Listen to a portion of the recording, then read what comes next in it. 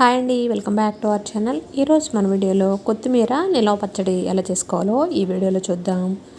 ఇది టేస్ట్ మాత్రం చాలా బాగుంటుందండి. పుల్ల పుల్లగా కారం కారంగా ఇలా చేసుకుని వేడివేడి అన్నంలో నెయ్యి వేసుకుని తిన్నామంటే చాలా రుచిగా ఉంటుంది. లేట్ చేయకుండా వీడియోలో వెళ్ళిపోదామా.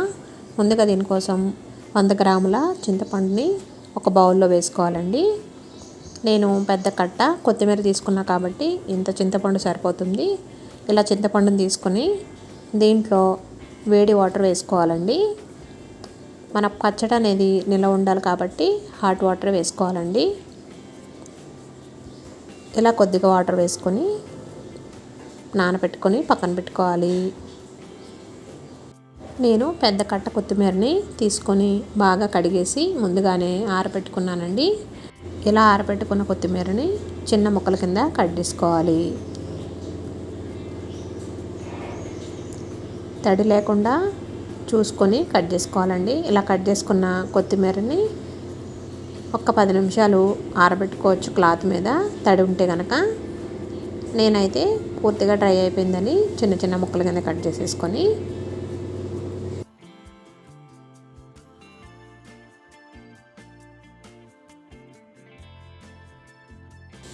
ఈ విధంగా ముక్కల కింద కట్ చేసుకొని పక్కన పెట్టుకోవాలండి.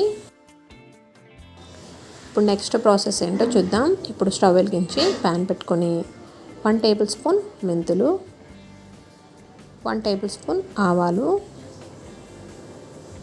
వేసుకొని వీటిని దోరగా వేయించుకోవాలి.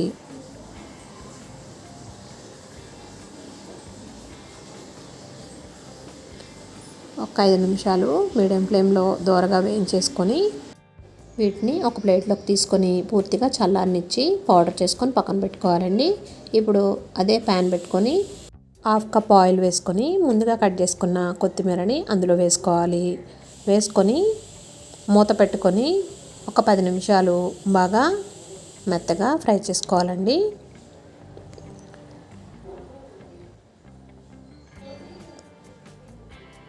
మధ్య మధ్యలో కలుపుకుంటూ ఇలా మూత పెట్టుకొని కొత్తిమీరని బాగా వేయించుకోవాలి.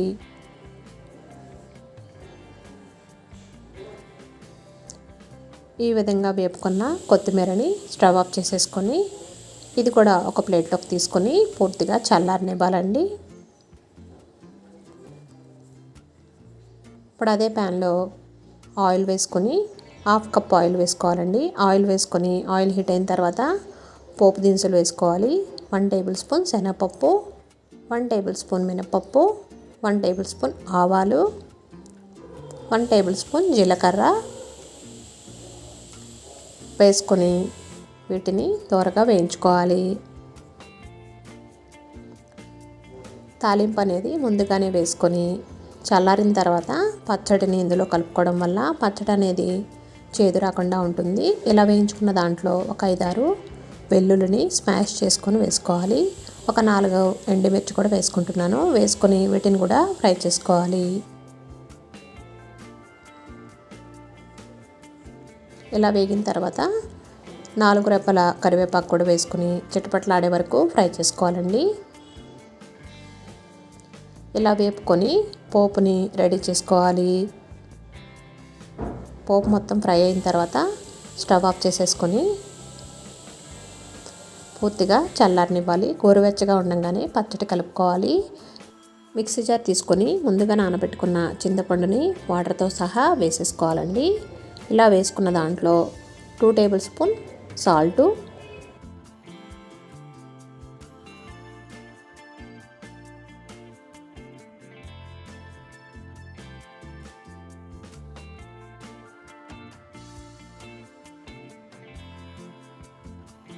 2 టేబుల్ స్పూన్ కారం వేసుకొని మూత పెట్టుకొని మొత్తం బాగా మెత్తగా పేస్ట్లా మిక్సీ పెట్టుకోవాలండి.